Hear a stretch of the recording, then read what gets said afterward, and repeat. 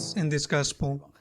First, the surprise expressed by those who hear him saying that he speaks of new things and that he does it with authority. They said, not like the scribes. What do they mean by with authority? Sometimes the concept of authority is understood as a dominion, as force, as power. Authority refers to morality. It is moral authority. A person can have no power and yet have lots of authority, moral authority. In this case, they were referring to the fact that Jesus was not continually commenting on what the prophets, or above all, Moses had taught. It was not an explanation of what was said before, but a change. That is why they said new things. You have heard that it was said to you, but I say to you, Jesus came not to repeal the law, because says so that it is not his object, but to purify those things that had adhered to the law of God and they were not of God. For example, the supremacy of the Sabbath over charity, or the subjection, the dominion of men over women. The Lord comes to correct, to purify, and above all, to add, to complete the revelation. But he doesn't do quoting what before. On the contrary, he quotes at a time. It is to correct it. He does it because he has the authority to do so. And that can only be done by God. Only a duly authorized legislator can modify the previous law. Only God can correct Moses, because God was above Moses. This was a great surprise, and it was a sign of divinity. Christ is God. His teachings cannot be corrected except by God. But how can God correct God? Christ is God, and anyone who dares to correct his teaching is placing him above God. He is committing the great sin of the devil, pride, believing himself to be equal or even more than God. And there comes the second teaching of this gospel. They are surprised not only by his authority or the newness of his teaching, but they say that even commands the unclean spirit, and they obey him. He casts out demons. This comes as a surprise to those people who did not know how this could be done. It is possible that some people that they considered to be demon-possessed were simply sick people. It is possible a disease like the epilepsy, maybe at the time, they consider it a diabolical possession or a psychological illness. It is possible. A priest, friend of mine, is an exorcist in his diocese, and this priest says that many of the people they bring to him are not truly possessed by the devil, but they have a psychological illness. This is possible. But the devil exists. Some possessions exist, and they are real. There will not be as many as I repeat, as many can think, but they exist. They are real. They are not a joke.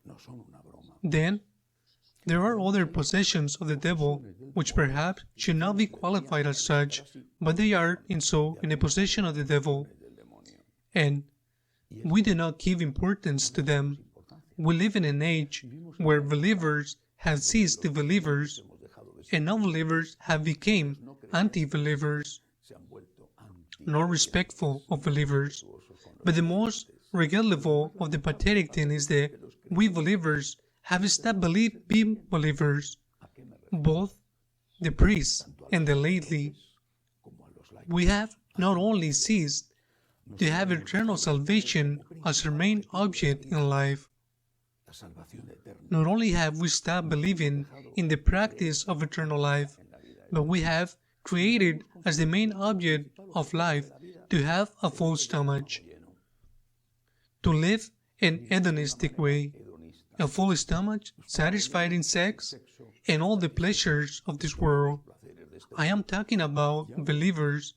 St. Paul, referring to the pagan society of his time, said, "Their God is their belly, and their glory their shame."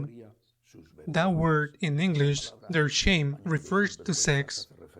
I am sure that in Greek, St. Paul did not say their shame. Their God is their belly, and their glory their shame.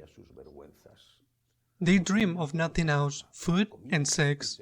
Well, that is also happening among us and practicing Catholics. I mean, what is more important is that you have money? Do you have a job? Do you have a good house? It's pathetic. It's terrible to see how many priests, and a lot of them, of course, are preoccupied with doing what unfortunately they cannot do, and they stop doing what they should be doing. I mean, the great activity to which most priests dedicate themselves is social action, which is not bad. The Lord commanded us, give them something to eat, but social deeds, even if we devote all our strength to it, social actions, charitable aid, is limited. Where do we get the money from? If the parishes are ruined, they were telling me that they had to send 38 missionaries from Latin America country because they could no longer feed them in the parish where they were due to the economic crisis. If we do everything we can to feed the hungry and to help people in need, even at times when there's more money in churches, because today the vast majority are bankrupt, even then, we cannot solve all the problems of the world. Well, who do we think we are? We cannot satisfy hunger, unfortunately. That doesn't mean that we shouldn't do everything we can. What happens is that what we want to do, we cannot do it. And what we can do, we don't want to do it. What do I mean? The fight against the devil. It is that having the full stomach is very important. It's certainly not the only thing.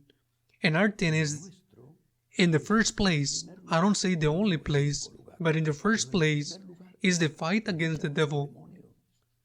That is our thing. For example, the demon of pride, which has a name, Satan, the demon of pride, the demon of greed, the demon of lust, the demon of anger, the demon of gluttony, the demon of laziness, the demon of evil, the demon of rancor. Those are demons. And many times, there are 7 demons in you, or there are 3, or there is only one, but you are possessed. To use a phrase used in Spanish, when a person gets angry, he is possessed, or the 7 demons have taken him when he gets very angry.